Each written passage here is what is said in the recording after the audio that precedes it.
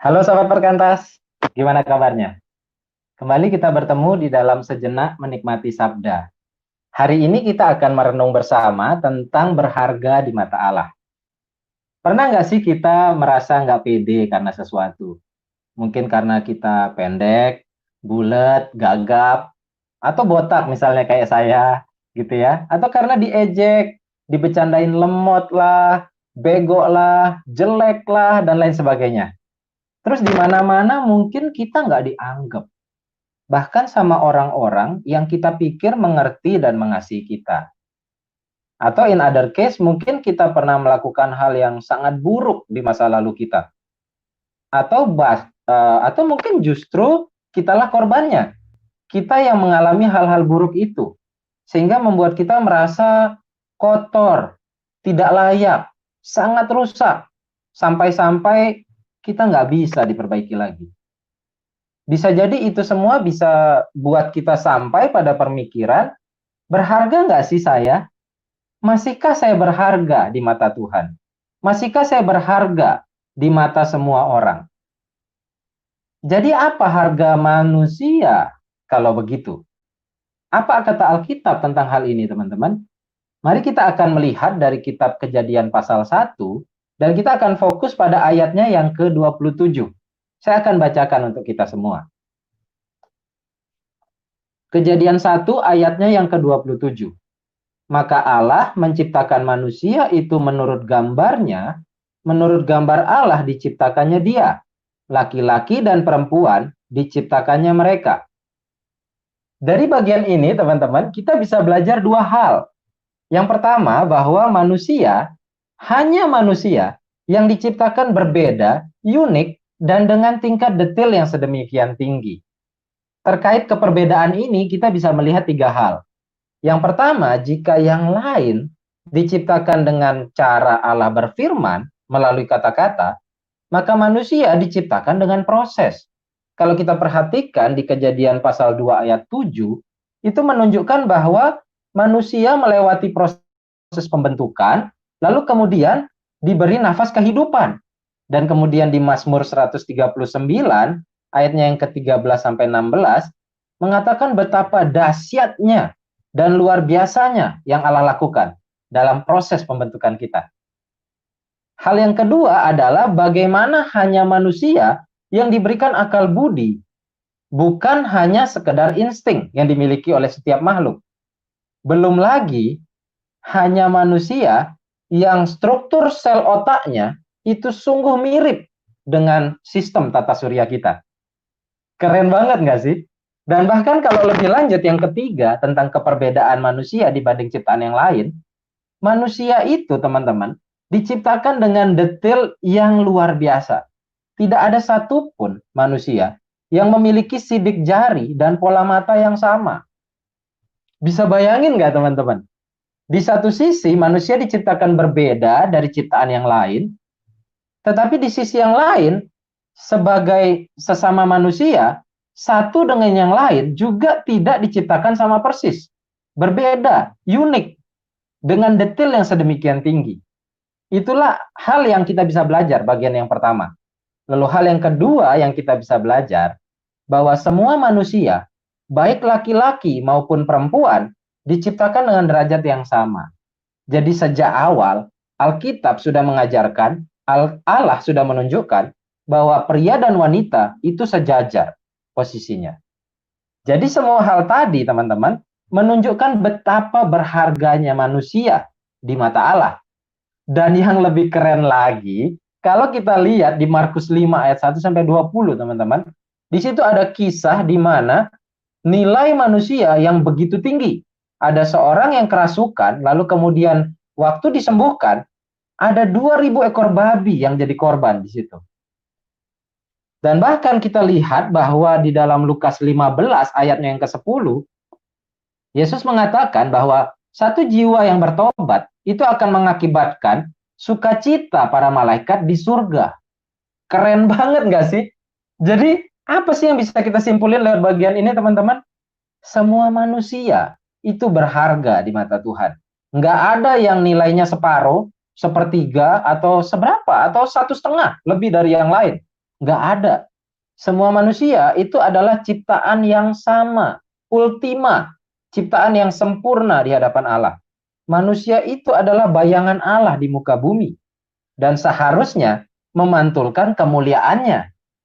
Jadi waktu kita sebagai manusia diciptakan, biarlah kita bisa memantulkan kemuliaan Allah karena kita diciptakan dengan begitu berharga. Sekian renungan yang bisa saya bagikan. Amin.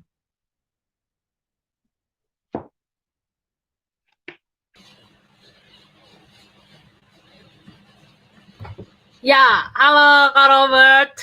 Halo, Naf. Ya, thank you Kak buat renungannya yang udah boleh dikasih ke kita semuanya. Nah, sekarang aku terkait hal itu ada apa namanya? Ada hal yang aku nikmatin sih. Jadi seharusnya itu kita nggak boleh menilai orang lain dengan lebih rendah atau enggak menjadikan mereka kayak nomor 2, kelas 2 atau enggak menghina mereka ya seharusnya.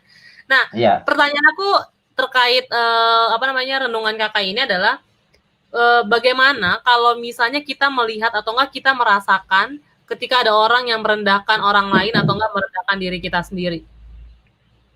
Oke. Mulai dari mana ya? Mungkin mulai dari orang lain dulu ya. Ayo, boleh. Ya, kalau orang lain ada yang ngejelekin sih paling kalau saya pribadi sih paling ngomong gini aja sih. Emang lu lebih bener. Emangnya waktu dirimu bilang misalnya ngina fisik gitu kan ya. Emangnya fisikmu sempurna banget gitu. Emangnya selamanya kamu bakal kayak gitu? Enggak juga kan? Misalnya kamu sekarang tampan, kamu cantik, besok tua juga jelek kok. Begitu. Atau misalnya bodoh gitu.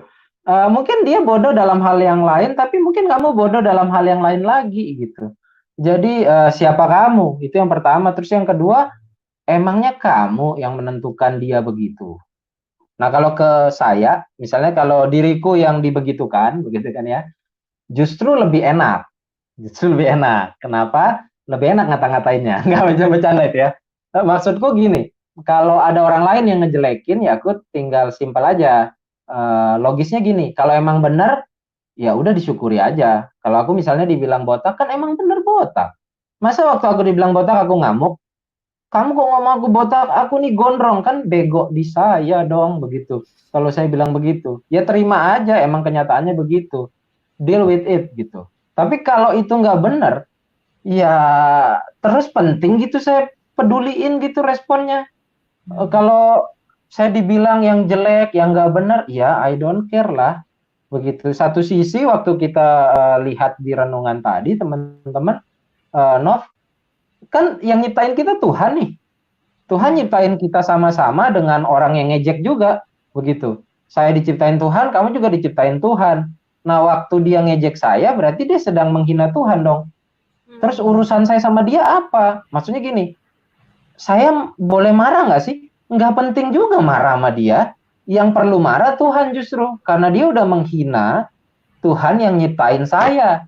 Begitu. Jadi tinggal saya bilang aja, oh, hati-hati lu. Tunggu ditampar Tuhan, selesai lu. Bagi saya sih it's okay semua itu. Jadi saya pikir sih in the end itu begini. Yang paling penting itu adalah kata Tuhan apa? Bukan kata temanku, bukan kata bahkan mungkin orang tuaku, karena kadang saya temukan beberapa kasus ada orang tua yang membego-begokan anaknya gitu ya. Bagi saya I don't care lah seperti itu. Tetap Jadi Tuhan penting ya yang untuk utama. ya, jadi Ya, penting juga untuk kita melihat bahwa diri kita tuh juga berharga. Ya, supaya kita juga melihat orang lain juga berharga ya. Banget. Kalau kita bisa melihat diri kita berharga, kita akan bisa juga menghargai orang lain dengan sama harganya. Sama-sama ciptaan Tuhan, bos. Begitu. Gitu sih, Oke, Naf. thank you Kak buat jawaban singkatnya dan renungan yang sudah Kakak berikan kepada setiap kita. Kira ini juga bagian yang boleh memberkati teman-teman yang menonton. Nah, boleh minta Kak Robert untuk menutup kita dalam doa? Oh, boleh. Oke. Ayo, mari kita berdoa.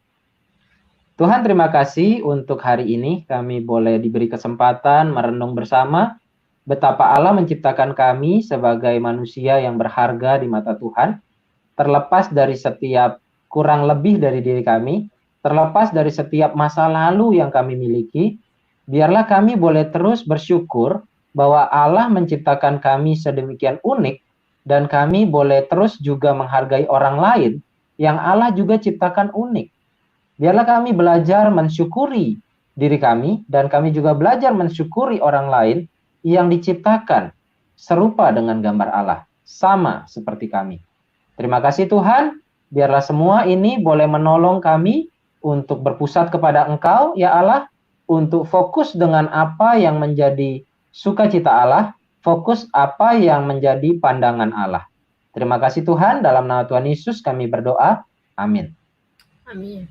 Ya, thank you Kak buat renungannya, dan sebentar aku akan memberikan pengumuman ke teman-teman bahwa minggu depan kita akan tetap ada simak yang akan dilayani oleh Kak Febian. Nah, dia adalah staf dari Jakarta. Ini akan membahas tentang menjadi garam dan terang kehidupan. Wah, berat ya bahasanya ya. Nah, selanjutnya nanti malam aku tidak lupa untuk memberitahu bahwa nanti malam kita akan tetap ada siaran. Itu bersama dengan teman-teman Banyol. Temanya adalah ku jawab ya ya ya. Ini menemukan panggilan Tuhan dalam hidup. Kira-kira setelah kita lulus sekolah nih, SMA, kuliah gitu kan, kira-kira kita kemana ya? Kerja atau enggak studi lanjut lagi nih? Nah, tapi kira-kira kalau kerja tujuannya buat apa? Untuk harta banyak, untuk bisa pakai barang-barang branded atau apa? Nah, nanti kita lihat jawabannya apa nanti malam, itu akan di-sharingkan oleh beberapa alumni. Dan saatnya untuk aku dan Kak Robert untuk undur diri dari layar kaca teman-teman, dan sampai jumpa di siaran selanjutnya. Bye-bye. Bye, sampai jumpa.